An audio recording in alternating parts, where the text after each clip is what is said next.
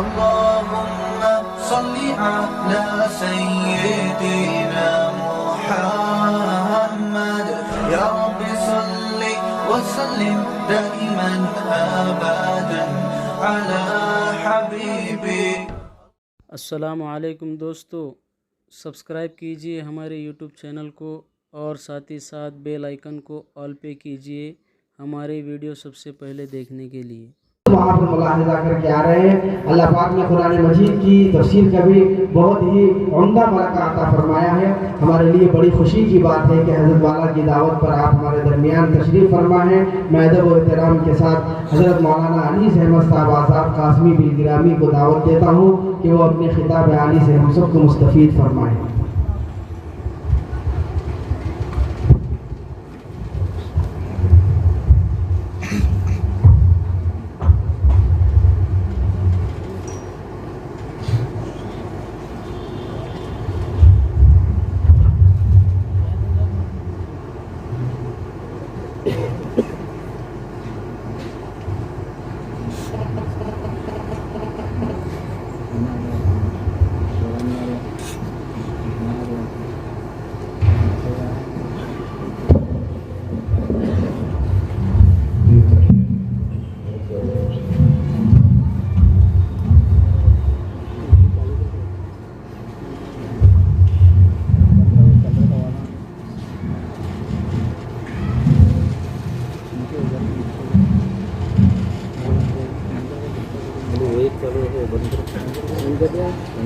السلام علیکم ورحمۃ اللہ وبرکاتہ. بسم اللہ الرحمن الرحیم. الحمد للہ الذی انزل على عبده الكتاب ولم يجعل له عوجا وتبارك الذي جعل في السماء بروجا وجعل فيها سراجا وقمرا منيرا وأشهد أن لا إله إلا الله وحده لا شريك له له الملك وله الحمد وأكبره تكبيرا وأشهد أن سيدنا ومولانا محمدا عبده ورسوله الذي أرسل إلى الناس كافة بشيرا ونذيرا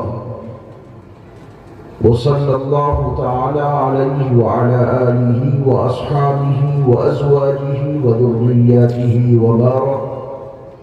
وبارك وسلم تسليما كثيرا كثيرا. أما بعد، فأعوذ بالله من الشيطان الرجيم. بسم الله الرحمن الرحيم. لقد كان لكم في رسول الله أسوة حسنة لمن كان يرجو الله واليوم الآخر وذكر الله ذكرا كثيرا. قابل سب احترام حضرات علماء کرام، مشائخ اعظام، میرے دینی اور اسلامی بھائیوں، عزیز طلبہ اور پردہ نشین خواتین ملت، یہ ہماری اور آپ کی سعادت مندی اور خوش بختی ہے کہ آج ہمارے اور آپ کے معبود نے ہمیں اور آپ کو ایک عظیم دینی ادارے امداد العلوم کے زیر اہتمام منعقدہ سالانہ اجلاس میں شریک ہونے کی توفیق بخشی ہے. اس پر ہم اور آپ اپنے معبود کا جتنا بھی شکر ادا کریں وہ کم ہے. اللہ تعالیٰ ہماری اور آپ کی آج کی اس حاضری کو اپنی بارگاہ میں اس رنگ میں قبول فرما لے کہ اس اجلاس میں شریک ایک ایک فرد کی مغفرت ہو جائے. مغفرت وہ بھیک ہے جو اللہ کے در کے سوا کہیں سے نہیں مل سکتی. وَمَنْ يَغْفِرُ الذُّنُوبَ إِلَّا اللَّهُ، اللہ کے سوا کون ہے جو مغفرت عطا کر دے.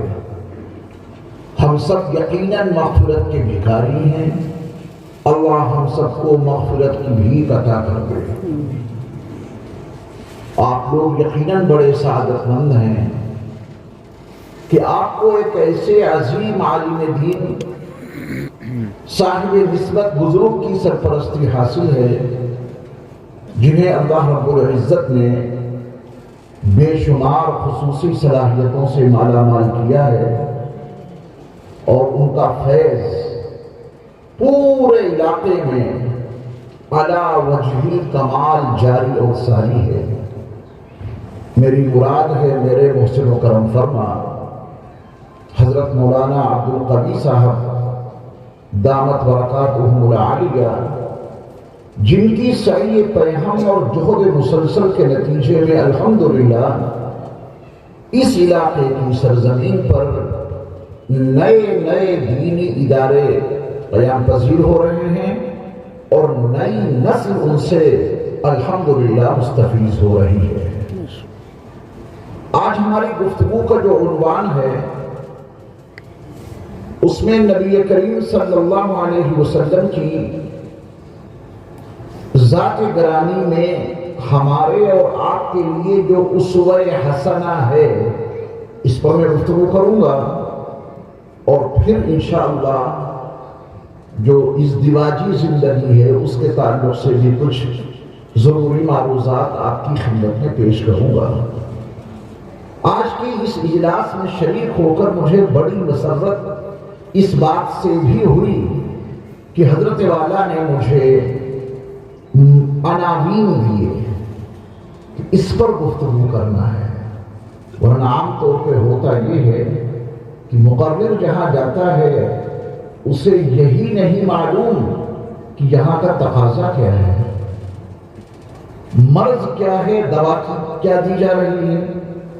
تو جس علاقے میں کبھی کوئی اجلاس ہو تو وہاں کے سرپرست کو یہ وضاحت کر دینی چاہیے کہ ہمارے یہاں اس موضوع پر گفتگو ہونی ہے۔ الحمدللہ حضرت نے مجھے ہدایت دی کہ رسول اکرم صلی اللہ علیہ وسلم کی جو سماجی معاشرتی زندگی ہے اس میں جو آپ کی تعلیمات ہیں، آپ کا جو اسوہ مبارکہ ہے وہ بیان کیا جائے، اور اس دیواجی زندگی اسلام میں کیا حیثیت رکھتی ہے اس پر بھی گفتگو کی جائے۔ تو انشاءاللہ اسی دونوں علامات پر ہم گفتگو کریں گے۔ اللہ رب العزت نے تمام اہل ایمان کے لیے نبی کریم صلی اللہ علیہ وسلم کی نبوی اور رسولی حیثیت کو اجاگر کرتے ہوئے فرمایا کہ لقد کان لکم فی رسول اللہ اسوۃ حسنہ۔ یہ ایک سچائی ہے، تمہارے لیے اللہ کے رسول صلی اللہ علیہ وسلم کی ذات گرامی میں بہترین نمونے عمل موجود ہے۔ یہ اللہ کی طرف سے اعلان ہے۔ یہ اعلان کس ماحول میں ہوا؟ اگر آپ اس ماحول کا تجزیہ قرآنی آیات کے تناظر میں کریں گے تو یہ حقیقت اجاگر ہو ہی جائے گی۔ بل قالوا انا وجدنا آباءنا على امة وانا على آثارهم لمهتدون۔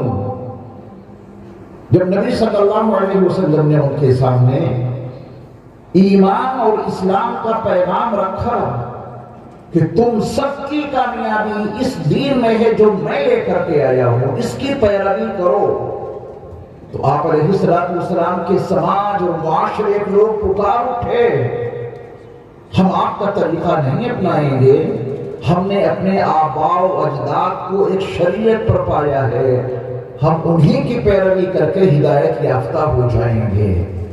اس ماحول میں اللہ نے اعلان کیا ہے لَقَدْ كَانَ لَكُمْ فِي رَسُولِ اللَّهِ أُسْوَةٌ حَسَنَةٌ، کہ تم اپنے آباء و اجداد کی پیروی کی بات کر رہے ہو۔ وَإِنَّا عَلَىٰ آثَارِهِمْ لَمُهْتَدُونَ، تب تم اعلان کر رہے ہو تمہارے آباء و اجداد کے طریقوں میں نہ کوئی فلاح و نجاح ہے نہ کوئی کامیابی ہے۔ دونوں جہان کی فلاح و نجاح، دونوں جہان کی کامیابی اور کامرانی اگر حاصل کرنے کی تمنا رکھتے ہو تو آؤ میرے مصطفیٰ علیہ السلام کے نقش قدم پر چلو تو کامیاب ہو جاؤ گے۔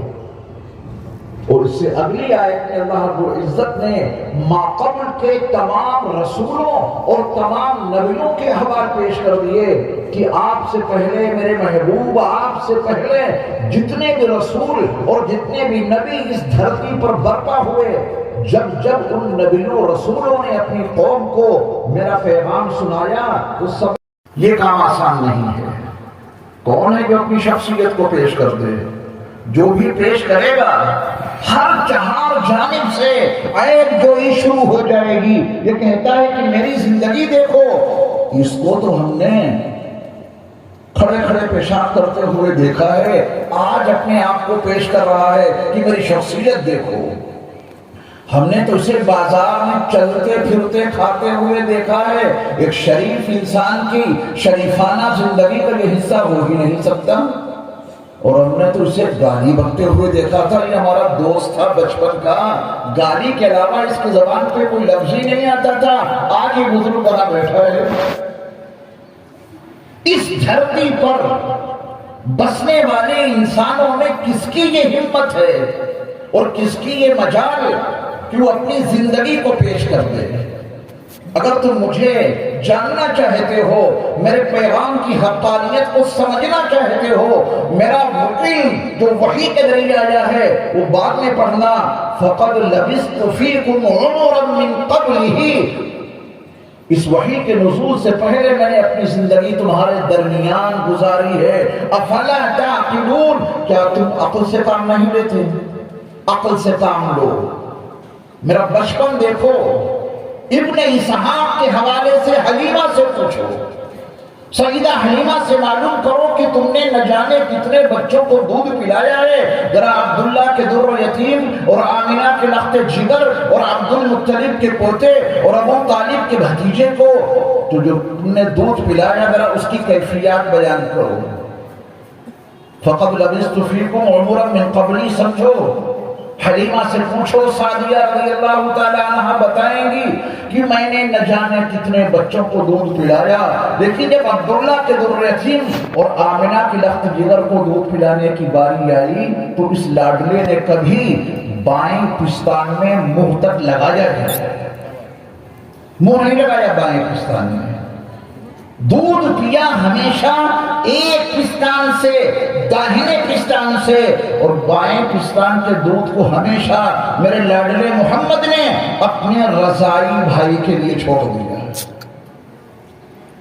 یا آپ لوگ بڑی خاموشی سے سن رہے ہیں، میں کیسے سمجھوں کہ آپ سمجھ رہے ہیں؟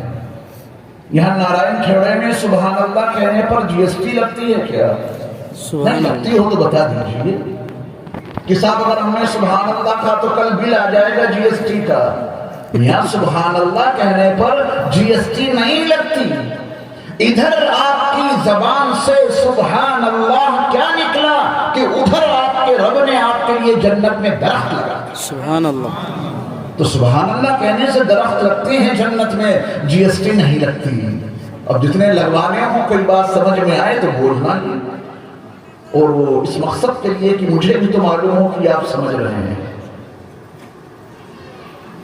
حلیمہ سعدیہ رضی اللہ تعالیٰ عنہ کا یہ بیان آن ریکارڈ موجود ہے، انہوں نے بیان دیا ہے کہ لاڈلے محمد نے کبھی بائیں پستان میں منہ نہیں لگایا، ہمیشہ پیا تو داہنے پستان سے پیا، بائیں پستان کے دودھ کو ہمیشہ اپنے رضائی بھائی کے لیے چھوڑ کے رکھا۔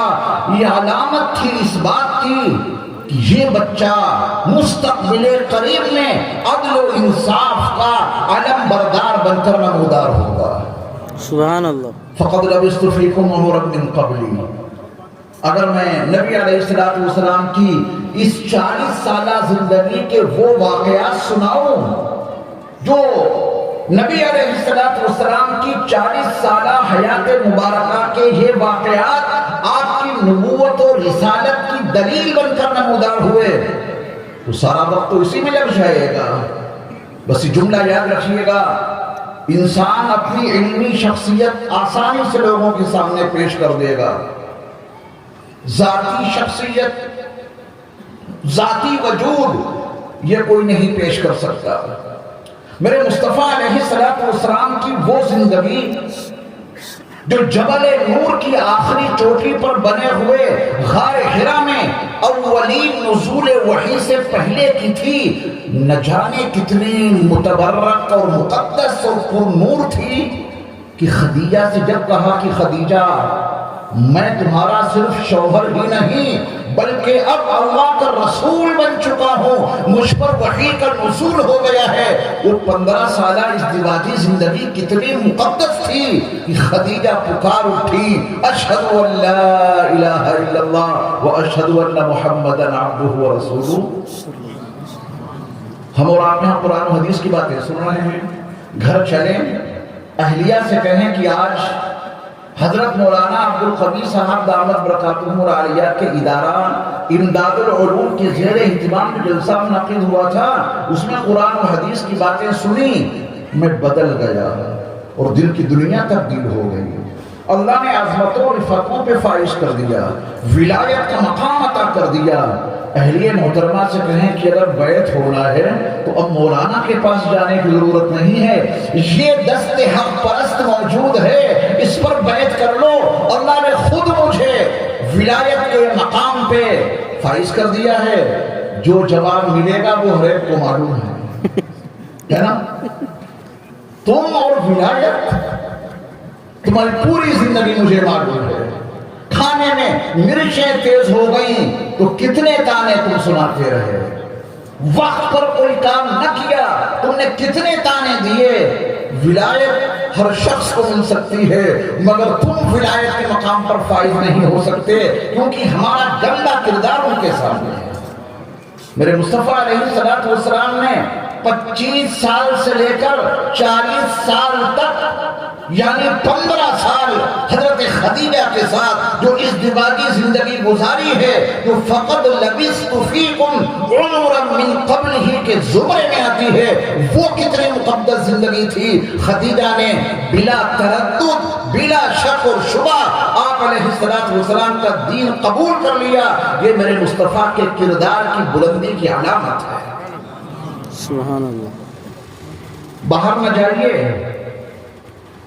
آپ کے گھر کی ایک خادمہ ہیں ام ایمن، ہم لوگ خادموں کے ساتھ میں ملازموں کے ساتھ میں کیا برتاؤ کرتے ہیں سب کو معلوم ہے۔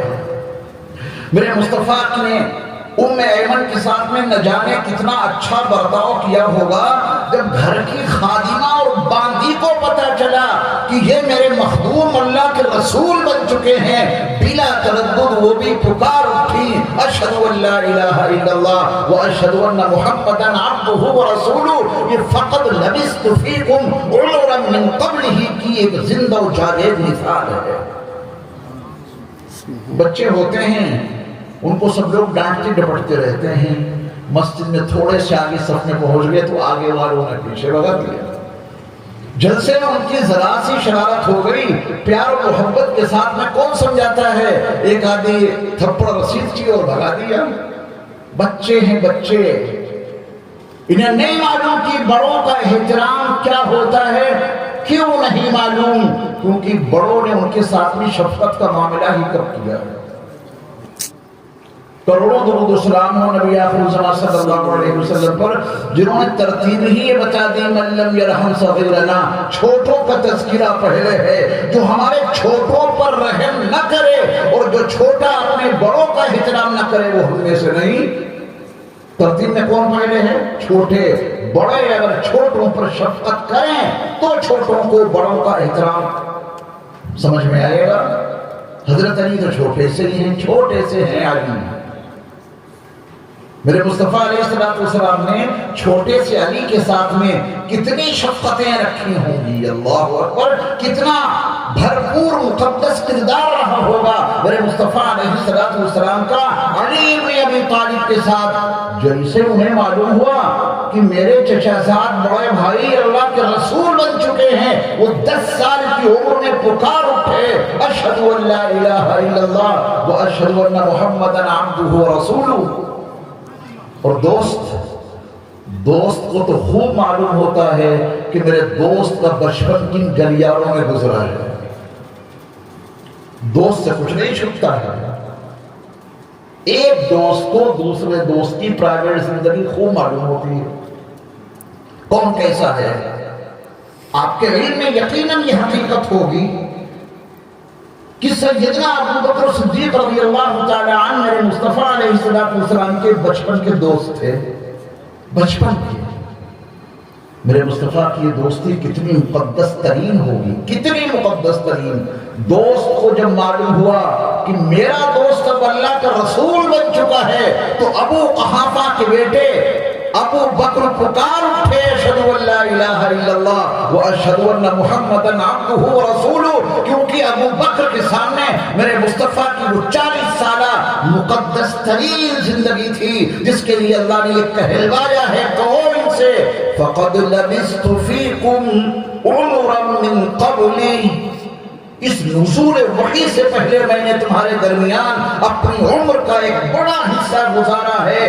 افلا تعقلون، کیا تم عقل سے کام نہیں لیتے؟ اپنی عقل سے کام لو تو کسی تحریر کی ضرورت نہیں پیش آئے گی۔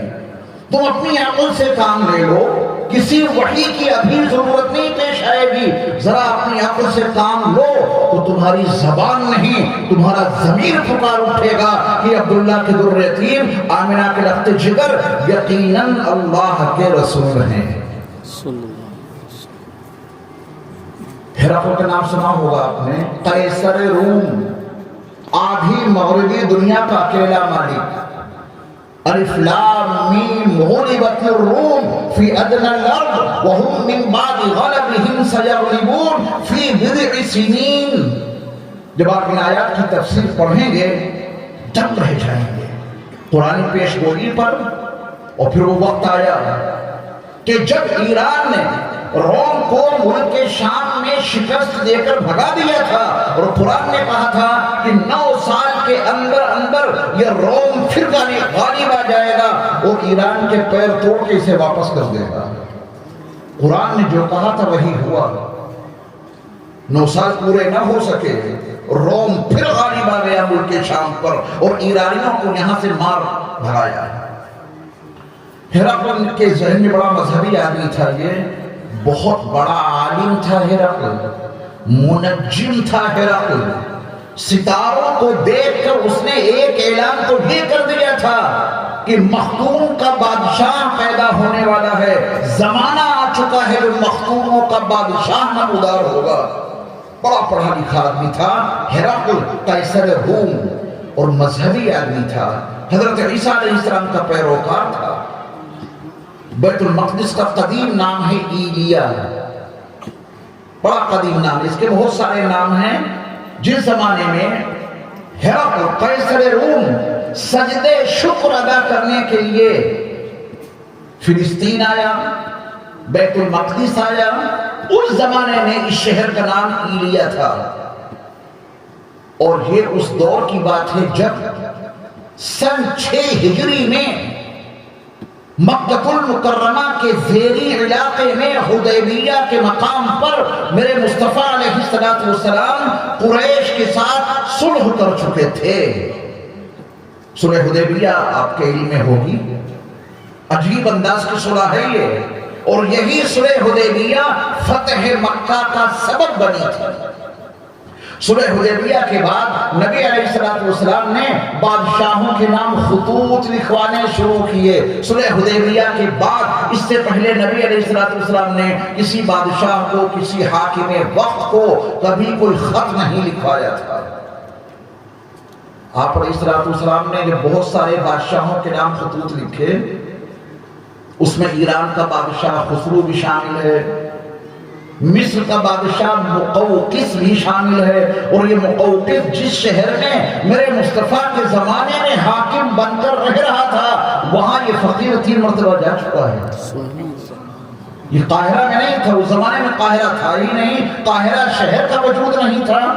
مقوقس بادشاہ اسکندریہ میں رہا کرتا تھا، بحر متوسط، بحر ابیض کے ساحل پر یہ شہر آباد ہے۔ انہی بادشاہوں میں نبی علیہ السلام نے قیصر روم کے نام بھی خط لکھا، چونکہ آپ کو معلوم ہو چکا تھا کہ روم تو بہت دور ہے، بہت دور ہے۔ وہاں کا بادشاہ ایلیا آ رہا ہے، بیت المقدس آ رہا ہے، بہت آسان ہے۔ نبی علیہ السلام کے جو صحابہ تھے، ان صحابہ میں سے نبی علیہ السلام نے الگ الگ صحابہ کو منتخب کیا۔ ایک بڑے خوبصورت صحابی تھے میرے مصطفیٰ کے، بہت خوبصورت، اتنے خوبصورت تھے کہ جبریل امین اکثر جب انسانی شکل میں آتے تھے تو انہی صحابی کی شکل میں میرے مصطفیٰ کے سامنے نمودار ہوتے تھے۔ جبریل امین، ان کا نام ہے دحیہ قلبی، بڑے مشہور صحابی ہیں۔ نبی علیہ السلام نے ان کو منتخب کیا کہ میرا ایک مکتوب لے کر تمہیں جانا ہے قیصر روم کے سامنے، بہت بڑا آدمی ہے وہ خط لے کر اس کے روم میں نہیں جانا ہے، وہ خود چل کے آ رہا ہے سجدے شکر ادا کرنے کے لیے مسجد اقصی میں، ایلیا میں، بیت المقدس میں، اور یہ فاصلہ صرف 1400 کلومیٹر کا ہے، زیادہ نہیں فاصلہ، 1400 کلومیٹر کا مدینہ منورہ سے اور بیت المقدس تک۔ مختصر یہ کہ وہ خط جب حضرت دحیہ قلبی رضی اللہ تعالیٰ عنہ لے کر پہنچے ہیں، بیچ میں حاکم بصرہ کا توسط اختیار کیا گیا، تو قیصر روم نے میرے مصطفیٰ کے خط کے ساتھ جو معاملہ کیا وہ بخاری میں تفصیل کے ساتھ موجود ہے۔ باب کیف کان بدء الوحی الی رسول اللہ صلی اللہ علیہ وسلم، یہ پہلا باب ہے کتاب الوحی کا، جو امام بخاری علیہ الرحمہ نے کتاب الایمان سے بھی پہلے قائم کیا۔ اس میں 7 حدیثیں ذکر کی ہیں اور یہ 7ویں حدیث سب سے طویل ہے، یہی حدیث ہرقل کہلاتی ہے۔ میں اگر پورا واقعہ سناؤں گا تو پھر موضوع ہمارا بکھر جائے گا۔ میں اس واقعے سے ثابت کیا کرنا چاہتا ہوں، فقد لبثت فیکم عمرا من قبلی، اگر یہ بات سمجھ میں آ گئی تو لقد کان لکم فی رسول اللہ اسوۃ حسنہ والی آیت سمجھنا بہت آسان ہو جائے گا۔ نبی علیہ السلام کا جب وہ خط قیصر روم کے سامنے ہرقل شہنشاہ کی بارگاہ میں ایلیا بیت المقدس کی سرزمین پر پیش کرنے کا ارادہ کیا گیا تو اس نے بڑا اہتمام کرایا۔ پھر اس نے کہا کہ خط بعد میں پڑھوں گا، صاحب خط کی زندگی جاننا چاہتا ہوں میں، یہ ہیں کون؟ یہ دیکھو اس کے قبر بھی دیکھو، میں ان کی شخصیت، ذاتی زندگی پہلے سمجھوں گا پھر خط پڑھوں گا، ذاتی زندگی سمجھ میں آئے گی تو خط پڑھوں گا، اور ذاتی زندگی ہی اگر مخدوش ہے تو ایسے انسان کا پیغام سننے اور پڑھنے سے فائدہ کیا ہے؟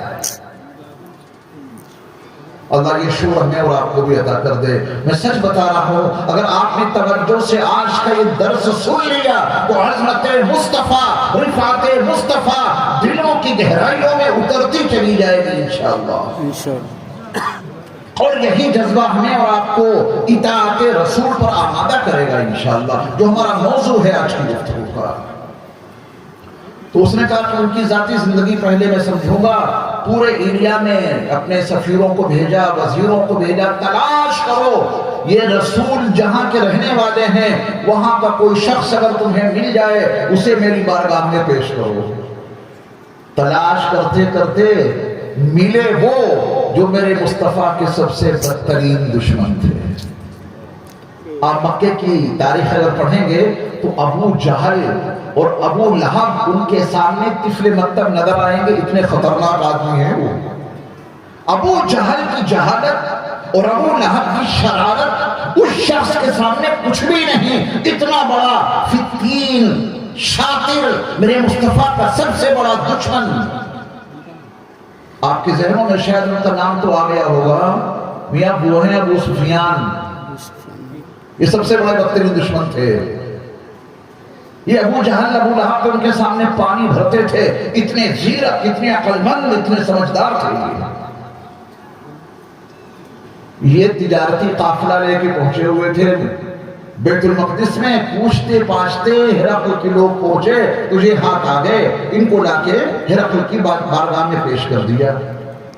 اب میں تفصیل میں جائے گا جو واقعہ پیش آئے، ہرقل نے اس کے لیے کیا کیا انتظامات کیے۔ اس موقع پر آدھی مغربی دنیا کا اکیلا مالک قیصر روم، شہنشاہ روم ہرقل 10 سوالات کرتا ہے ابو سفیان سے. 10، 1 2 نہیں، 10 سوالات بڑے معنی خیز ہوتے ہیں. وہ سمجھنا چاہتا ہے کہ یہ صاحب کتاب ہیں کون، یہ خط بھیجا کنہوں نے ہے، ذرا ان کے بارے میں معلومات تو کریں. اس کی سمجھداری کی انتہا ان 10 سوالوں میں سے جو بخاری کی 7ویں حدیث میں موجود ہیں. 7واں سوال سنیں. قیصر روم نے ابو سفیان سے پوچھا هل كنتم تتهمونه بالكذب قبل ان يقول ما قال. بڑا عجیب سوال ہے. اگر آپ اس کے سوال کے الفاظ کی گہرائی میں جائیں گے تو آپ بھی کہیں گے واقعتاً بڑا سمجھدار تھا. اس نے یہ پوچھا ہے کہ ان کے دعوے نبوت سے پہلے جن کا یہ خط ہے انہوں نے اپنے بارے میں یہ دعویٰ کیا ہے کہ میں اللہ کا رسول ہوں. صاحب خط کا دعویٰ یہی ہے نا کہ میں اللہ کا نبی ہوں. مجھے ابو سفیان یہ بتاؤ ان کے دعوے نبوت سے پہلے تم نے کبھی ان پر جھوٹ کا الزام لگایا؟ ابھی آپ وہاں نہیں پہنچے جو اس سوال کی گہرائی ہے. دیکھیے سوال کا ایک طریقہ یہ تھا کہ جن صاحب نے نبوت کا دعویٰ کیا ہے ابو سفیان یہ بتاؤ انہوں نے کبھی جھوٹ بولا ہے؟ یہ سیدھا سا سوال تھا. انہوں نے کبھی جھوٹ بولا ہے؟ یہ سوال کرنا چاہیے تھا. لیکن صاحب خط کا کتنا احترام ہے اس کے دل میں، اس نے یہ پوچھا ہی نہیں کہ انہوں نے کبھی جھوٹ بولا ہے کیونکہ اس میں بے ادبی ہے. اس نے پوچھا یہ ہے کہ ابو سفیان یہ بتاؤ ان کے دعوے نبوت سے پہلے تم نے کبھی ان پر جھوٹ کا الزام لگایا ہے؟ اب سمجھ گئے آپ میاں جھوٹ کا الزام لگانے میں کیا دقت ہے نا؟ آپ کسی پر کوئی بھی آپ مجمع میں تھوڑا انتشار سا ہو گیا ہے، جب آپ منتشر ہوں گے بھیا ہمارا مضمون بھی منتشر ہو جائے گا. آپ کی برکت سے آدمی بولتا ہے. تقریر لکھی نہیں ہے، اس میں تو وہ لکھا ہے کہ آپ کو بولنا کیا ہے. اس میں سے دیکھ کے ڈھونڈنا پڑ رہا ہوں، اس میں تو وہ لکھا ہے کہ آپ کو کس موضوع پر بات کرنی ہے. اور آپ منتشر ہوں گے تو سارا مضمون ہی منتشر ہو جائے گا. تو ادھر دیکھیے پوری توجہ کیجیے، جو بڑا اہم مضمون میں سمجھا رہا تھا وہیں آپ بے توجہ ہو گئے. پھر سے سنیے. سوال کا ایک طریقہ یہ تھا کہ یہ صاحب کتاب صاحب خط ابو سفیان یہ بتاؤ انہوں نے کبھی جھوٹ بولا ہے؟ آپ کسی عالم کے پاس جائیں اور اس کے بارے میں کسی سے پوچھے بتاؤ انہوں نے کبھی جھوٹ بھی بولا ہے تو یہ عالم کی شان میں گستاخی ہو گئی. ایسا بے تکا سوال تم نے کر کیسے لیا؟ تب قیصر روم نے یہ پوچھا کہ یہ بتاؤ ابو سفیان ان کے دعوے نبوت سے پہلے تم نے کبھی ان پر جھوٹ کا الزام لگایا؟ کبھی ان پر تم نے جھوٹ کی تہمت لگائی کہ نہیں؟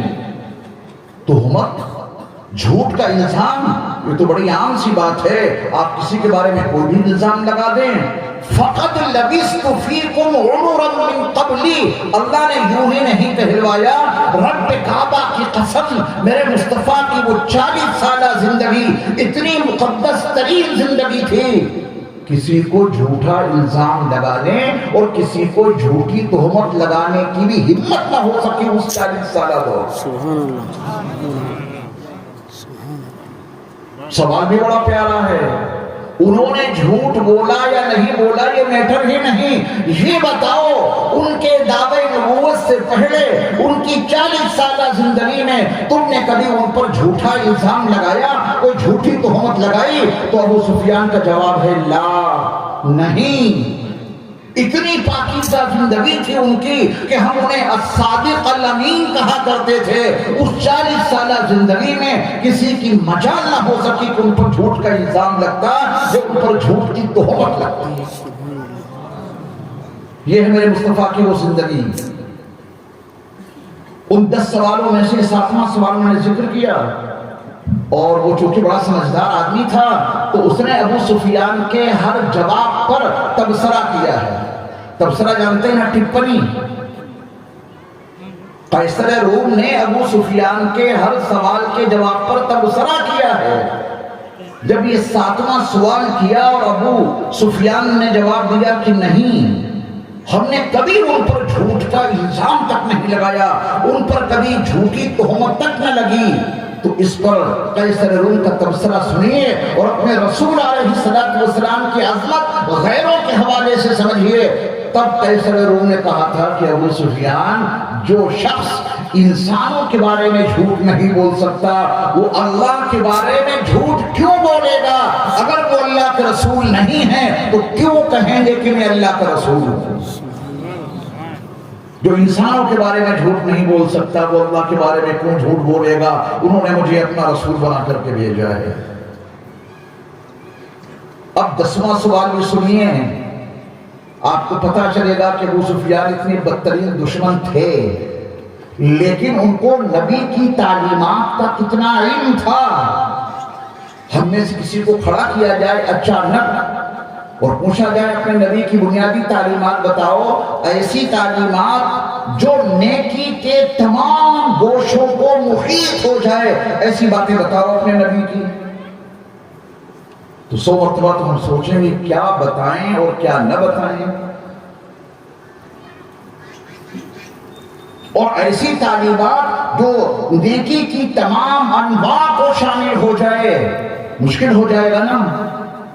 10واں سوال یہ تھا کہ یہ بتاؤ صاحب کتاب جنہوں نے اپنے بارے میں یہ کہا ہے کہ میں اللہ کا نبی ہوں، ان کی تعلیمات کیا ہیں؟ ابو سفیان کو یہ کہہ دینا چاہیے تھا کہ میں تو مسلمان نہیں ہوں، میں تو مومن نہیں ہوں، مجھے کیا پتا ان کی تعلیمات کیا ہیں. عقل تو یہی کہتی ہے کہ ان کو یہی جواب دینا چاہیے تھا کہ میں ان کی تعلیمات نہیں بتا سکتا. تعلیمات تو ابو بکر بتا سکتے ہیں، عمر بتا سکتے ہیں، عثمان بتا سکتے ہیں، علی بتا سکتے ہیں، ان کے صحابہ بتا سکتے ہیں. میں تو ان کا مذہب قبول کرنے والا نہیں ہوں، میں تو ان کے مذہب سے بہت دور ہوں، مجھے کیا معلوم کہ ان کی تعلیمات کیا ہیں. لیکن جب 10واں سوال یہ کیا تھا ہرقل نے، قیصر روم نے، کہ ان کی تعلیمات کیا ہیں، تو سنو دشمن اسلام ابو سفیان نے نبی کی کیا کیا تعلیمات بتائی تھیں قیصر روم کے سامنے. ابو سفیان نے کہا تھا کہ ان صاحب کتاب جن کا یہ خط ہے ان کا یہ کہنا ہے اعبدوا اللہ وحدہ، یہ کہتے ہیں بس اکیلے اللہ کی عبادت کرو. سبحان اللہ، یہ علم ہے ابو سفیان کو. اور نبی کی یہ توحید کی تعلیم ابو سفیان قیصر روم کے سامنے اجاگر کر رہے ہیں. یہ اللہ کا اپنا غیبی نظام ہے کہ انہوں نے اپنے رسول کے پیغام کو اپنوں کے ذریعہ بھی آگے پہنچایا ہے، دشمنوں کے ذریعہ بھی آگے پہنچایا ہے. ماننا نہ ماننا یہ لوگوں کا اپنا کام ہے، اللہ کا اپنا نظام ہے. ان کے آخری نبی کا دین ہر کچے اور پکے مکان میں پہنچ کر رہے گا. ان کے نبی کا دین اپنوں سے یا غیروں سے ہر گھر میں پہنچ کر رہے گا، پہنچ رہا ہے. آج آپ دنیا کے کسی انسان سے معلوم کریں کہ محمد رسول اللہ کے بارے میں کچھ معلومات ہیں، وہ ضرور بتائے گا. قرآن کے بارے میں معلومات ہیں، وہ ضرور بتائے گا. دوستی کے حوالے سے یا دشمنی کے حوالے سے اللہ کا نظام ہے، ہر جگہ پہنچا دیا ہے انہوں نے اپنے نبی کی تعلیمات کو. اور کیا کہنا ہے ان کا؟ وہ کہتے ہیں وَلَا تُشْرِكُوا بِهِ شَيْئًا، اللہ کے ساتھ کسی کو شریک نہ ٹھہراؤ. 2 باتیں ہو گئیں. اور کیا کہتے ہیں وہ کہتے ہیں اُتْرُكُوا مَا كَانَ عَلَيْهِ آبَاؤُنَا، ہمارے باپ دادا جس راہ پر چلتے تھے کہتے ہیں اسے چھوڑ دو اور میرے اسوہ کو اپنا لو. لَقَدْ كَانَ لَكُمْ فِي رَسُولِ اللَّهِ أُسْوَةٌ حَسَنَةٌ، ان کا یہ کہنا ہے کہ باپ داداؤں کے طریقوں کو چھوڑو اور میرا طریقہ اپناؤ، یہ ان کا کہنا ہے. 3 باتیں بتا دیں. وہ کہتے ہیں کہ نماز قائم کرو، وہ کہتے ہیں زکوٰۃ دیتے رہو. کتنی باتیں ہو گئیں؟ 5. 8 बातें जिक्र की हैं, बुखारी पढ़ लेना किसी से, इस हदीस को सुन लेना। 8 बातों का तज़किरा किया है। अबू सुफियान जैसे मुशरिक और अबू सुफियान जैसे दुश्मन रसूल ने इतनी कीमती बातें अबू सुफियान को पहुंची कैसे? उन्हें पता था कि ये दुश्मन जरूर हैं, लेकिन बातें इनकी बड़ी अच्छी हैं। उनका ये कहना है कि सच बोला करो। अल्लाह अकबर, ये छठी बात है। वो कहते हैं कि हमेशा सच बोलो। और 7वीं बात ये है कि उनका ये कहना है पाक दामन रहा करो, पाक दामन वल आफाफ। ये 7वीं बात बताई, पाक दामन रहा करो। और 8वीं और आखिरी बात अबू सुफियान ने ये जिक्र की है, वस्सलाम, सिले रहमी किया करो, अपनों के साथ में भी दूसरों के साथ में भी। ये 8 तालीमात बताई हैं अबू सुफियान ने नबी अलैहिस्सलाम की। फिर जो कुछ हुआ, अगर उसका मौका होता तो मैं जरूर जिक्र करता। एक वक्त उसी बारगाह में ये आया कि अपनों ने हिरक़ल के खिलाफ बगावत कर दी, पूरे महल में हंगामा मच गया। जब वो खत पढ़ा गया और हिरक़ल ने अपनी जज्बात का इजहार किया कि काश मुझे वो मौका मिल जाता कि मैं इस रसूल के पास पहुंच जाता जिसने ये खत भेजा है मेरे पास, वहां पहुंचकर मैं करता क्या। बुखारी में मौजूद है, हिरक़ल ने कहा कि अगर मुझे उनकी बारगाह में हाजिर होने का मौका मिल जाता तो मैं वहां पहुंचकर उनके पैरों को धोया करता। सुभान अल्लाह। अगर मैं इसको खतीबाना अंदाज में आपको समझाऊं, उसने पैरों का ही इंतखाब क्यों किया, तो बात और ज्यादा क्लियर हो जाएगी। हिरक़ल ने सोचा कि मैं इस काबिल कहां कि मेरा ये हाथ उस नबी की जुल्फों पर लगे, मेरे ये हाथ इस काबिल कहां कि उस नबी के रुखे अनवर पर लगे, मेरे ये हाथ इस काबिल कहां कि उन हाथों में लगे जिसकी एक उंगली के इशारे से चांद 2 टुकड़ों में तकसीम हो गया था। मेरे हाथ की इस काबिल कहां उन उंगलियों में लगे कि सुलह हुदैबिया के मकाम पर एक छोटे से प्याले में थोड़ा सा पानी था। नबी का दस्त मुबारक जब उसमें पहुंचा है तो उंगलियों के दरमियान से पानी के चश्मे जारी हो गए, जो 1400 सहाबा के लिए काफी हो गया था। सोचा होगा हिरक़ल ने, मेरे हाथ इस काबिल कहां कि नबी के बतन मुबारक पर लगे, और मेरे हाथ इस काबिल कहां कि नबी के मुबारक घुटनों पर लगे, मेरे हाथ इस काबिल कहां कि नबी की पिंडलियों पर मेरे हाथ लगे। बस नबी के जो पैर हैं, मैं इस काबिल हूं कि मेरे ये हाथ उनके पैरों को धोते रहा करें। अगर मुझे मौका मिला मैं उनकी खिदमत में पहुंचूं तो ये करूंगा। और अबू सुफियान के सामने साफ कह दिया था, अबू सुफियान, जो मैंने तुमसे पूछा है और तुमने जो कुछ जवाब दिए हैं, अगर ये सब कुछ सच है तो वो वक्त दूर नहीं, ये मेरे दोनों पैर आज जिस मकाम पर हैं, यानी मुल्क शाम, मुस्तक़बिल करीम में इस मकाम पर उन्हीं की हुकूमत कायम होगी जिन्होंने ये खत भेजा है। यकीन का ये आलम है। फिर वो सारे हंगामे बर्पा हुए तो सबको बाहर निकलना पड़ा। तब अबू सुफियान ने क्या कहा था उसको तवज्जो से सुनना। तारीख आपको बताएगी कि फतह मक्का के मौके पर मक्के से बाहर सबसे पहले अबू सुफियान ईमान लाए थे।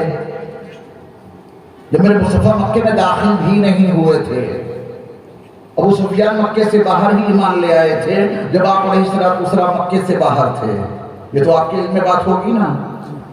इस ईमान लाने से सब लोग वाकिफ हैं कि अबू सुफियान ईमान ले आए, लेकिन अगर आप बुखारी के अल्फाज पढ़ें खुद अबू सुफियान के, उन्होंने क्या कहा है, हिरक़ल की इस मुलाकात से लेकर फतह मक्का तक का जो जमाना गुजरा है, अबू सुफियान के दिल की कैफियत क्या थी खुद बताते हैं। तब से लेकर ईमान लाने तक मैं इस यकीन के साथ जिंदा रहा हूं कि बहुत जल्द मुहम्मदुर रसूलुल्लाह का ही हलवा होगा। कैसे रूम की बारगाह में इतने जलवे देखे उन्होंने मेरे मुस्तफा के, जिन्होंने खत भेजा उस खत का इतना एहतराम, इतना बड़ा شہنشاہ کر رہا ہے، وہ آدھی مغربی دنیا کا اکیلا مالک ہے، اور اس کے یہ جذبات، وہ کہتا ہے کہ مجھے مل جائے تو میں ان کے پیر دھویا کروں، اور ہم اتنے بڑے ظالم ان کو مکے سے نکلنے پر مجبور کر دیا۔ ابو سفیان کی سمجھ میں سب کچھ آ گیا تھا۔ وہیں ابو سفیان کا بیان بخاری میں درج ہے، صحیح بخاری کی صحیح حدیث میں، کہ یہاں سے لے کر ایمان لانے تک میں اس یقین کے ساتھ زندہ رہا کہ غلبہ ہوگا تو محمد رسول اللہ کا ہی غلبہ ہوگا، کیونکہ اتنا بڑا بادشاہ ان کے سامنے پھیکا پھیکا نظر آ رہا ہے، ہیچ دکھائی دے رہا ہے۔ تو اگر بہت آسان لفظوں میں کہا جائے ابو سفیان رضی اللہ تعالیٰ عنہ کے ایمان کے بارے میں، تو یہ کہہ سکتے ہیں کہ ہرقل کی بارگاہ میں، ہرقل کے دربار میں ہی ابو سفیان کے دل میں ایمان کی چمک پیدا ہو چکی تھی، ایمان کا اظہار فتح مکہ کے موقع پر ہوا۔ اس جملے کے پیچھے بڑی حکمتیں ہیں۔ وہ دشمنان اسلام جو کہتے ہیں کہ ابو سفیان تلوار کے خطرے سے ایمان لائے تھے، آپ ان کے سامنے یہ حصہ پیش کر دینا، اظہار انہوں نے اس وقت کیا تھا، ان کے دل میں ایمان کی رمق وہی پیدا ہو گئی تھی جب وہ ہرقل کے دربار میں موجود تھے۔ فَقَدْ لَبِثْتُ فِيكُمْ عُمُرًا مِّن قَبْلِهِ أَفَلَا تَعْقِلُونَ۔ یہ نبی علیہ السلام کی وہ زندگی ہے جو اولین وحی کے نزول سے پہلے آپ نے ان کے درمیان گزاری، جب نبوت سے پہلے کی زندگی اتنی روشن ہے۔ رب کعبہ کی قسم، نزول وحی کے بعد کی وہ 23 سالہ زندگی کتنی روشن ہوگی، کتنی منور ہوگی، جس کے لیے اللہ کا اعلان ہے لَقَدْ كَانَ لَكُمْ فِي رَسُولِ اللَّهِ أُسْوَةٌ حَسَنَةٌ۔ یہاں یہ نہیں کہا لَقَدْ كَانَ لَكُمْ فِي محمد ابن عبد اللہ، نہیں، محمد ابن عبداللہ تو 40 سال تک تھے، اب وہ محمد ابن عبداللہ رسول اللہ بن چکے ہیں۔ تو اللہ نے اہل ایمان کے لیے اسوہ حسنہ محمد بن عبداللہ میں بتایا یا محمد الرسول اللہ میں بتایا ہے؟ محمد الرسول اللہ میں بتایا ہے لَقَدْ كَانَ لَكُمْ فِي رَسُولِ اللَّهِ أُسْوَةٌ حَسَنَةٌ۔ تو یہ جملہ محفوظ رکھیے گا کہ جس نبی کی سابقہ زندگی بطور معیار کے ثابت ہے، فقد لبثت فیکم عمر من قبلہ کے حوالے سے، تو نبوت و رسالت کے بعد وہ زندگی کتنی روشن ہو گئی ہوگی، کتنی روشن ہوئی ہوگی۔ ایک روایت سن لیجیے پھر میں اپنی بات کو آگے بڑھاتا ہوں۔ جب پہلی وحی نازل ہوئی جبل نور کی آخری چوٹی پر، رسول اکرم صلی اللہ علیہ وسلم مکہ المکرمہ سے چلتے کوہ طور پہ، کوہ نور، جبل نور پہ جاتے، اور اس جبل نور کی آخری چوٹی تک چڑھ جاتے، پھر کبھی کبھار اترتے اور مکہ جاتے، پھر آ جاتے، پھر جاتے، پھر آ جاتے۔ لیکن جب اولین وحی کا نزول ہوا، جبریل امین نے آپ کو اقرأ بسم ربک الذی خلق خلق الانسان من علق اقرأ وربک الاکرم الذي علم بالقلم علم الانسان ما لم يعلم۔ اس اولین وحی کا نزول ہوا، پھر میرے مصطفیٰ جس شان و شوکت اور جس جاہ و جلال کے ساتھ اترے ہیں جبل نور سے اور چلے ہیں مکہ المکرمہ کی طرف، اپنے گھر کی طرف، تو راستے کا ہر سنگ ریزہ، اس راہ کا ہر شجر اور اس راستے کا ہر حجر پکار پکار کر کہہ رہا تھا السلام علیکہ یا رسول اللہ، السلام علیکہ یا رسول اللہ۔ اب یہ محمد ابن عبداللہ نہیں جا رہے ہیں، اس سے پہلے تو محمد ابن عبداللہ آتے جاتے تھے، آج یہ محمد الرسول اللہ جا رہے ہیں۔ اس لیے راستے کا ہر شجر اور اس راہ کا ہر حجر اور اس راستے کا ہر سنگ ریزہ کہہ رہا تھا السلام علیکہ یا رسول اللہ۔ اس شان و شوکت کے ساتھ میں میرے مصطفیٰ علیہ السلام نے وہ اپنی 23 سالہ زندگی گزاری ہے، جس کے لیے قرآن کا اعلان ہے لَقَدْ كَانَ لَكُمْ فِي رَسُولِ اللَّهِ أُسْوَةٌ حَسَنَةٌ۔ تمہارے لیے اللہ کے رسول علیہ السلام کی ذات گرامی میں بہترین نمونے عمل موجود ہے۔ یہ اعلان ہو گیا، اس نمونے عمل کو اپنائے گا کون؟ اس اسوہ حسنہ کو اپنی زندگی میں کون برپا کرے گا؟ ہر شخص نہیں کر سکتا۔ وہی لوگ نبی کے اسوہ حسنہ کو اپنی زندگیوں میں عملی طور پہ برپا کر سکتے ہیں جن میں 3 صفات ہیں۔ یہ قید لگا دی ہے قرآن میں۔ لوگ نعرے لگائیں گے، محبت کا اظہار کریں گے، وہ ان کا اپنا فعل ہے، اس میں ہم اور آپ کوئی انٹرفیئر نہیں کر سکتے۔ یہ اعلان بھی بہت آسان ہے کہ تمہارے لیے رسول اکرم صلی اللہ علیہ وسلم کی حیات مبارکہ میں بہترین نمونے عمل موجود ہے، یہ بیان کر دینا بھی بہت آسان ہے، لیکن اس اسوہ حسنہ کو اپنائے گا کون؟ اس اسوہ حسنہ کو اپنی زندگی میں عملی طور پہ کون برپا کرے گا؟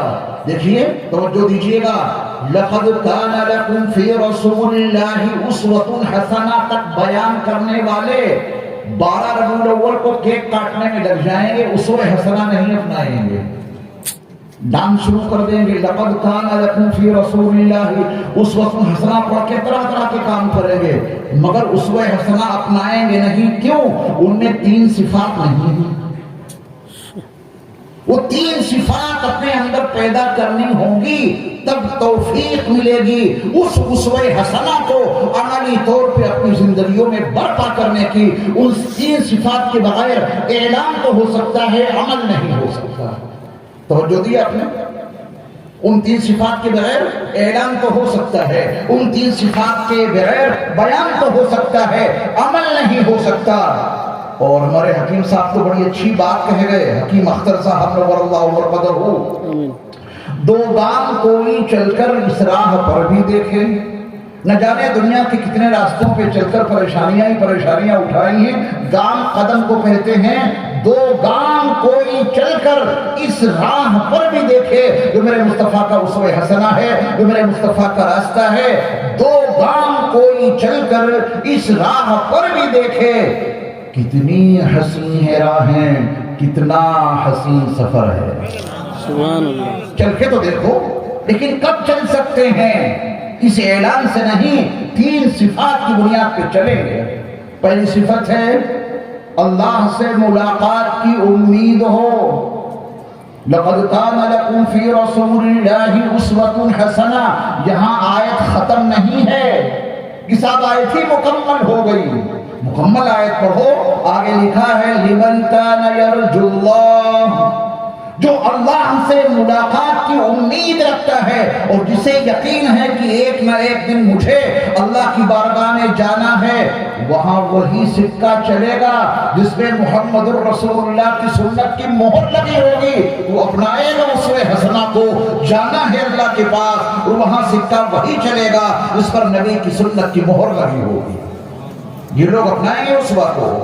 واليوم الآخر، اور آخرت کے دن کا یقین ہو، وہ آخرت کا دن برپا ہو کر رہے گا جہاں نام اعمال کو تولا جائے گا، اقوال کو اعمال کا وزن کیا جائے گا، پورا آخرت کا یقین ہو۔ آخرت پر مکمل یقین رکھنے والا انسان ہی نبی کی زندگی کو اپنے لیے اسوہ بنا سکتا ہے۔ تیسری صفت، حالانکہ اس میں سے ایک ایک صفت بڑی توضیح طلب ہے، لیکن وقت اپنی تنابیں بڑی تیزی کے ساتھ میں سمیٹتا چلا جا رہا ہے، غروب ہونے کی تیاری میں مصروف ہے سورج، وقت عصر قریب آ رہا ہے، لہذا میں اپنی بات کو سمیٹ رہا ہوں۔ تیسری صفت یہ ہے وَذَكَرَ اللَّهَ ذِكْرًا كَثِيرًا، اللہ کا ذکر کثرت سے کرنے والا جو شخص ہے وہی نبی کے اسوہ کو اپنی زندگی میں عملی طور پہ برپا کر سکتا ہے۔ خواتین کے تعلق سے، ازدواجی زندگی کے تعلق سے کچھ باتیں عرض کر دوں، 10 منٹ بچے ہیں میرے پاس، ٹھیک ہے نا؟ قرآن کریم کی ایک آیت ہے، وہ آپ نے خوب پڑھی ہوگی، سنی ہوگی، اس کا ترجمہ مجھے کرنے کی ضرورت نہیں پیش آئے گی، آپ خود ترجمہ کر دیں گے، اتنی آسان سی آیت ہے۔ ہن لباس لکم، یہ یعنی تمہاری بیویاں تمہارا لباس ہیں، ہے نا آسان سا ترجمہ؟ हुन्न लिबासुन लकुम, ये तुम्हारी बीवियां इज़्दिवाजी जिंदगी में जो तुम्हारी शरीक हयात हैं, तुम्हारी बीवियां ये तुम्हारा लिबास हैं, ये कुरान का बयान है। व अंतुम लिबासुन लहुन, और तुम यानी ऐ शौहरों अपनी बीवियों का लिबास हो। है ना आसान सा तर्जमा? मैं आयत पढ़ूंगा, तर्जमा आप बोलेंगे बुलंद आवाज से, हुन्न लिबासुन लकुम, तुम्हारी बीवियां तुम्हारा लिबास है। माशाअल्लाह, सुन भी रहे हैं, समझ भी रहे हैं और अल्हम्दुलिल्लाह याद भी कर रहे हैं। व अंतुम लिबासुन लहुन, और तुम उनके लिए यानी अपनी बीवियों के लिए लिबास हो। लिबास के बेशुमार फायदे हैं। इस वक्त हम सब ने लिबास पहन रखे हैं ना, ये इतने अच्छे अच्छे लिबास आज आप पहन के क्यों आए हैं? और यही सवाल आप मुझसे भी करेंगे, साहब शिकन नहीं है कुर्ते पे, कहीं दिल्ली से क्या यही पहन के चले थे क्या? ये मैं एक मजमून के लिए समझा रहा हूं आपको। देखिए लिबास के बेशुमार फायदे हैं। मैं आज के इस दर्स में सिर्फ 2 फायदों का तज़किरा करूंगा, उसी में कायनात सिमट के आ जाएगी और इज़्दिवाजी जिंदगी का हुस्न मालूम हो जाएगा। 2 लफ्जों में, हुन्न लिबासुन लकुम व अंतुम लिबासुन लहुन, यहीं से इस्लाह हो सकती है बशर्ते कि कुरान का ये जुमला समझ लें। आज के दर्स में लिबास के बेशुमार फायदे हैं, उनमें से बड़ा फायदा ये है कि लिबास के जरिया बदन के ऐब छुपे रहते हैं। क्या ये सच्चाई नहीं है? जी सच्चाई है ना। लिबास से बदन के ऐब ढके रहते हैं, लिबास से बदन के ऐब छुपे रहते हैं। और दूसरा फायदा यह है, लिबास जीनत का बाइस बनता है, लिबास वकार की बुलंदी का जरिया बनता है। खुदू ज़ीनतकुम इंद कुल्ली मस्जिद, तमाम मुफस्सिरीन का इत्तिफाक है यहाँ पे लफ्ज़ ज़ीनत ये लिबास के लिए इस्तेमाल हुआ है। ये लिबास खुद ज़ीनत है और इंसान का वकार लिबास से बुलंद होता है। हमारे समाज में, हमारे माशरे में चीज राइज है, हुक्म भी है अच्छा लिबास पहन के जाओ नमाज पढ़ने, ऐब छिपाने हैं टाट लपेट लीजिए, ऐब छिप जाएंगे। अगर कोई आदमी टाट लपेट ले, ऐब नहीं छिपेंगे, ऐब दुनिया छुप जाएंगे, लेकिन वकार कैसे बुलंद होगा, ज़ेब व ज़ीनत कैसे हासिल होगी? 2 फायदे ज़हन में रखेंगे। लिबास का पहला फायदा यह है कि उससे ऐब ढके रहते हैं, और लिबास का दूसरा फायदा है उससे वकार शख्सियत बुलंद होती है, ज़ेब व ज़ीनत का जरिया बनता है लिबास। अगर ये हकीकत आपने समझ ली तो फिर कुरान की इस आयत के जरिया अपनी इज़्दिवाजी जिंदगी के राजों को समझ लो। हुन्न लिबासुन लकुम, ये तुम्हारी बीवियां तुम्हारा लिबास हैं। बीवी की इज़्दिवाजी जिंदगी के फराइज में अल्लाह ने शामिल कर दिया है। तेरे शौहर का कोई ऐब तेरे जरिया जाहिर न हो जाए, तू अपने शौहर का लिबास है और लिबास का काम है ऐबों को छुपाना। अगर कोई बीवी अपने शौहर के ऐबों को कहीं बयान कर दे तो फिर वो लिबास न रहा, लिबास तो फट गया। मेरी माएं, बहनें, बेटियां जो भी सुन रही हैं वो अपने फराइज में इसको शामिल करें कि पूरी जिंदगी अपने शौहर का लिबास बनकर रहना है। ये नहीं कहा गया कि बदन में कोई ऐब नहीं है, बदन में ऐब हैं तभी तो लिबास पहना ताकि वो ऐब छुपे रहें। ये किसने कह दिया कि शौहर में ऐब नहीं होगा? ये किसने कह दिया कि शौहर में ऐब होगा? ये शौहर में ऐब है नहीं, शौहर में ऐब हैं तभी तो बीवी को लिबास बनकर रहना है। तेरे जरिया शौहर का कोई ऐब आगे शेयर न हो जाए। अगर तूने अपने शौहर का ऐब कहीं बता दिया तो तूने अपने लिबास होने को नाकाम कर दिया। तू लिबास बनकर न रही, लिबास फट गया। मेरी माएं, बहनें, बेटियां पूरी जिंदगी के लिए तहैया कर लें। कमियां होती हैं हर घर में, ऐब होते हैं शौहरों में, लेकिन बीवी को काम उसके फराइज में शामिल है, इज़्दिवाजी जिंदगी के फराइज में शामिल है, वो अपने शौहर के ऐबों को छुपा के रखे। नंबर 2, अब बात को तफसील में ले जाने का मौका नहीं, वरना बहुत कुछ कहना था इस आयत के तनाजुर में। ज़ीनत, वक़ार, बीवी की जिंदगी इतनी पाकीज़ा हो, बीवी का किरदार इतना आला हो, اس کے اخلاق اتنے عمدہ ہوں، ساس سسر کے ساتھ میں ایسا برتاؤ کہ لوگ کہہ اٹھے کہ وہ تو اپنے ساس اور سسر کی خدمت ایسی کرتی ہے جیسے اس کے وہ حقیقی ماں باپ ہوں۔ دیورانی جٹھانی کے ساتھ میں ایسا برتاؤ ہے جیسے اس کی حقیقی بہنیں ہوں۔ دیور اور جیٹھ کے ساتھ میں وہ اخلاق جیسے اس کے حقیقی بھائی ہوں۔ کبھی اس کی کوئی آواز نہیں سنتا، پانچوں وقت کی نماز پابندی سے پڑھتی ہے، قرآن کریم کی تلاوت اس کا شیوا ہے، صبح صبح اس کی زبان سے قرآن کی تلاوت جاری ہو جاتی ہے، اللہ کے ذکر میں مصروف رہتی ہے۔ بیوی کا یہ عظیم کردار شوہر نامدار کے وقار، اس کی عزت اور اس کی زینت کا ذریعہ بن جائے، لوگوں کی زبانوں پر آ جائے، میاں یہ فلاں کی بیوی ہے۔ بیوی کے ذریعہ شوہر کا وقار بلند ہونا چاہیے۔ ہن لباس لکم، یہ تمہاری بیویاں تمہارا لباس ہیں۔ لباس کا کام ہے عیبوں کو چھپانا بھی، اور لباس کا کام ہے عزت اور زیب و زینت کو بڑھانا بھی۔ سبحان اللہ۔ بات واضح ہو گئی؟ اب اسی کو پلٹ دیجئے، کتنا آسان ہے قرآن۔ وَأَنْتُمْ لِبَاسٌ لَهُمْ، اور تم ان کے لیے لباس ہو۔ اے شوہر، تیری زبان سے کبھی کسی سماج معاشرے کے کسی بھی آدمی کے سامنے تیری بیوی کا کوئی عیب ظاہر نہ ہو جائے، تیری زبان کسی کبھی اپنی بیوی کا کوئی عیب بیان نہ کر دے۔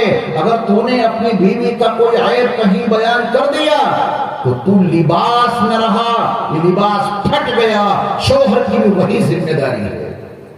شاید آپ کے علم میں وہ وعید ہو، میاں بیوی کے جو ازدواجی تعلقات ہوتے ہیں، اس میں جو پرائیویٹ معاملات ہوتے ہیں، اس میں جو پرائیویٹ گفتگو ہوتی ہے، بعض نوجوان اپنے دوستوں کے ساتھ ان پرائیویٹ باتوں کو شیئر کرتے ہیں، تفریح کے لیے، ہنسانے کے لیے، دل لگی کے لیے۔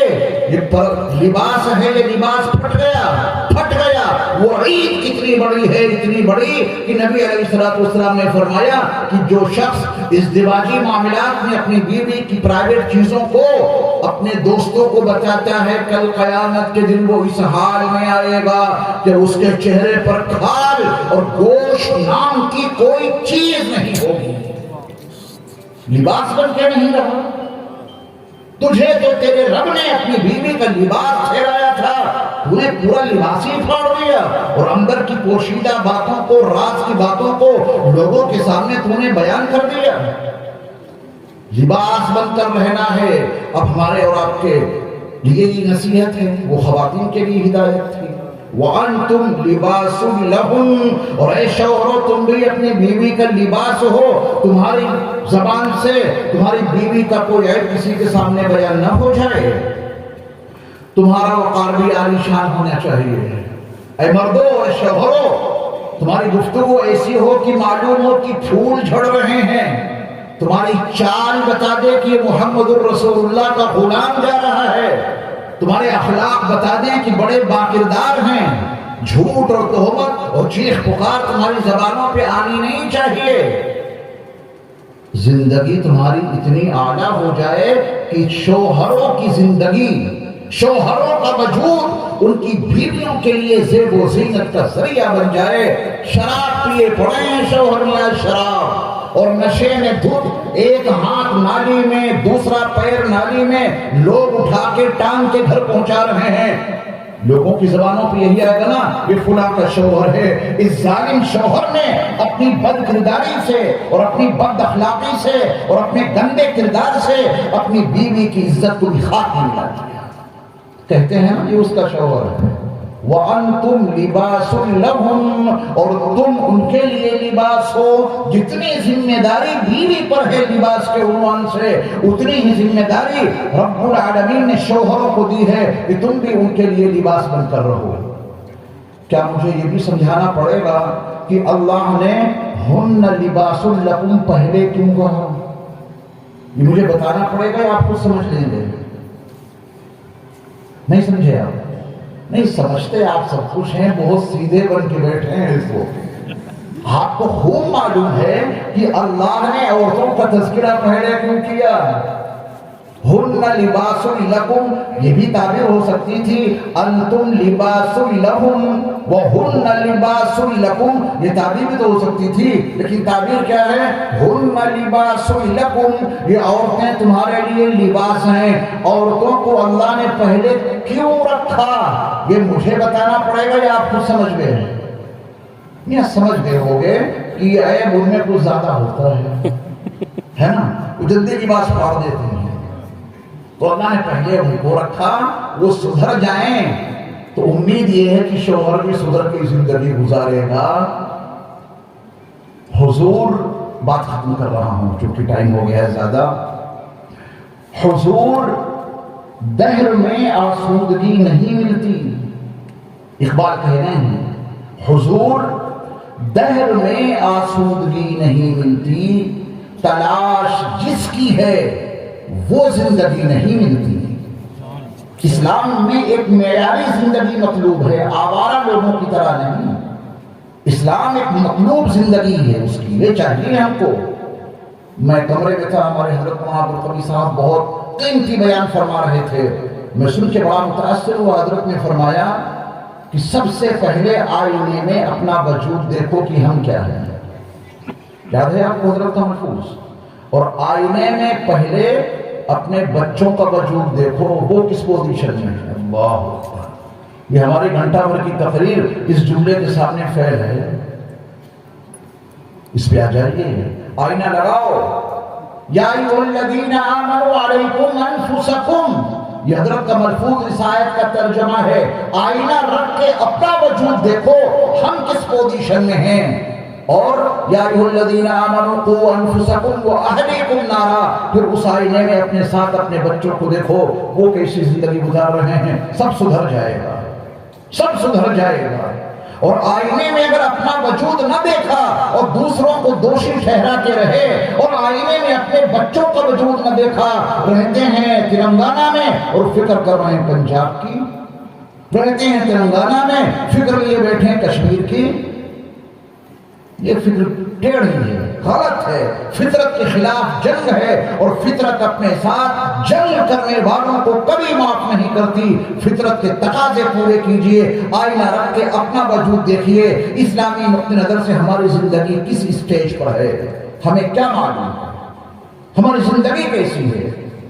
फिर आईना लगाइए और अपने बच्चों का वजूद उसमें देख लीजिए, इनको जनाजे की नमाज की नीयत भी आती है या नहीं। 24 घंटे की मामूलाती जिंदगी में जो अमाल हैं उनका भी पता है या नहीं। अपना वजूद और अपने बच्चों की शख्सियत आईने में देखो। जब इससे फारिग हो जाना, फिर आगे कदम जरूर बढ़ाना। एक मतलूब जिंदगी है इस्लाम की, वो देनी पड़ेगी। हुजूर, दहर में आसूदगी नहीं मिलती, तलाश जिसकी है वो जिंदगी नहीं मिलती। हजारों हजारों लाल ओ गुल हैं रियाज हस्ती में, कभी किसी चीज की नहीं है। तादाद गिन लो पूरे वर्ल्ड में, अपने मुल्कों की तादाद देख लो, सबसे ज्यादा मुल्क आपके नाम पे हैं, रजिस्टर्ड हैं आपके नाम।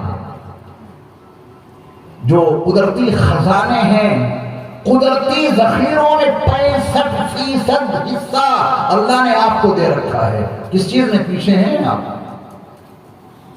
मालो दौलत के लिहाज से देखें सबसे आगे हैं आप। कमी क्या है उसको सुनिए एक बार की जबान से।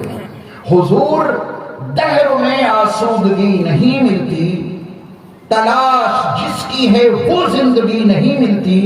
हजारों लालो गुल हैं रियाज हस्ती में, वफा की जिसमें हो वो कली नहीं मिलती।